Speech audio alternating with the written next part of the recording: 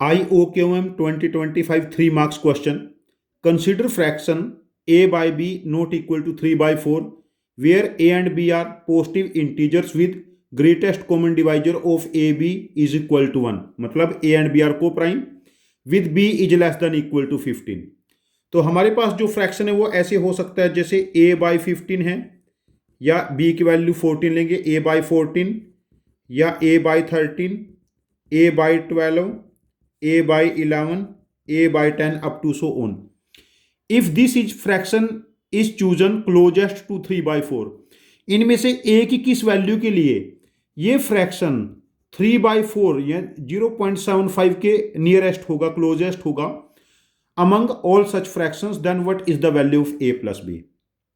देखिए हम यहां पर कॉन्सेप्ट क्या यूज करेंगे, जैसे फ्रैक्शन के बारे में बात करते हैं 1/2, 1/3, 1/4, 1/5, 1/6, 1/7, 1/8. देखो 1/2 0.5 है, 1/3 0.33 और लेस हो गया, 1/4 0.25 फर्दर लेस हो गया, 1/5 0.25, 1/6 0.166, 1/7 0.1428, 1/8 0.125, ऐसे लेस होता चला जाएगा.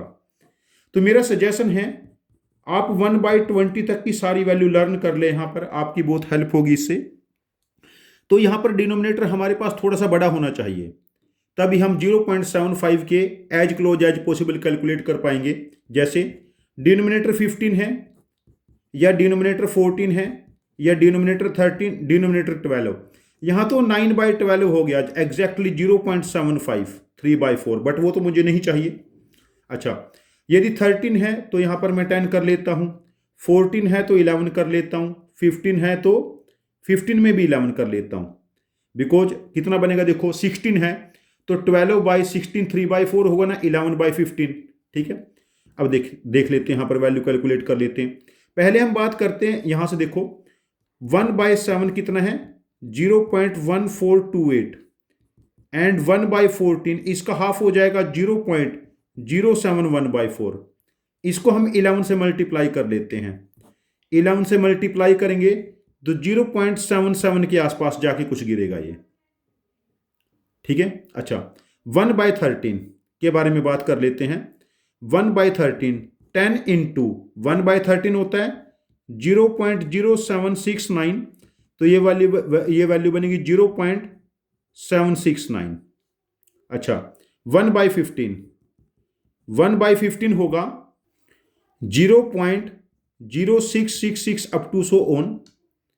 जब इसको 11 से मल्टीप्लाई करेंगे ये बनेगा 0.733 अप टू सो ऑन. अब देखो 0.75 के नियरेस्ट, जब इसमें 0.75 में से हम इसका गैप चेक करते हैं, ये 0.016 बनेगा और इसका गैप चेक करेंगे हमारे पास बनेगा 0.019, और ये तो ऑलरेडी 0.76 से बड़ा है.